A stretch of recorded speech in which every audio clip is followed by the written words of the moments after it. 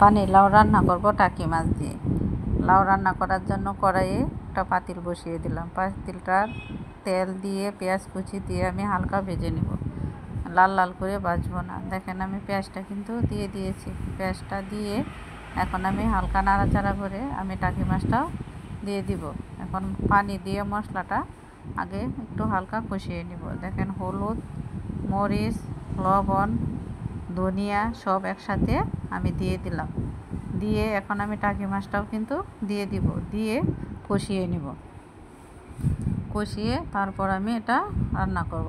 দেখেন আমার সব মশলাই দেওয়া কমপ্লিট। এখন আমি ওই যে টাকি মাছটা পিস করে রেখেছি ওইটাও দিয়ে দিলাম, দিয়ে খুব ভালো করে কষিয়ে নিব। দেখেন আমি কীভাবে পানি লাউটা রান্না করতেছি। এভাবে পানি লাউ রান্না করলে খুবই ভালো লাগে।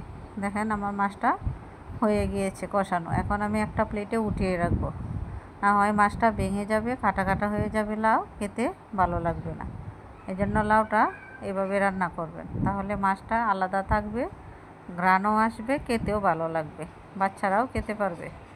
দেখেন না হয় কাটা হয়ে গেলে লাউ ভালো লাগে না। এখন আমি লাউটা দিয়ে দিব পাতিলে দিয়ে লাউটা আমি ডেকে দিব, ডেকে রান্না করব।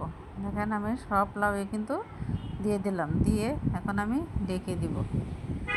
এখন ডেকে আমি মাছটাও কিন্তু দিয়ে দিব। লাউটা আমি ডেকে সিদ্ধ করে নিলাম। এখন মাছটা দিয়ে আমি আবার অল্প সময় রান্না করব। দেখেন আর উপর দিয়ে জিরার গুঁড়াও দিয়ে দিব, দিয়ে একদম দমে রান্না করে নামিয়ে নেব। লাউটা আমার কমপ্লিট হয়ে গিয়েছে। দেখেন লাউটা আমি একটা বাটিতে পরিবেশন করে নিব। দেখেন লাউটা খুব সুন্দর হয়েছে, মাছটা কিন্তু একটুকুও ভাঙে নাই। বাটি থেকে বোঝা যাচ্ছে যে লাউটা খুব সুন্দর হচ্ছে।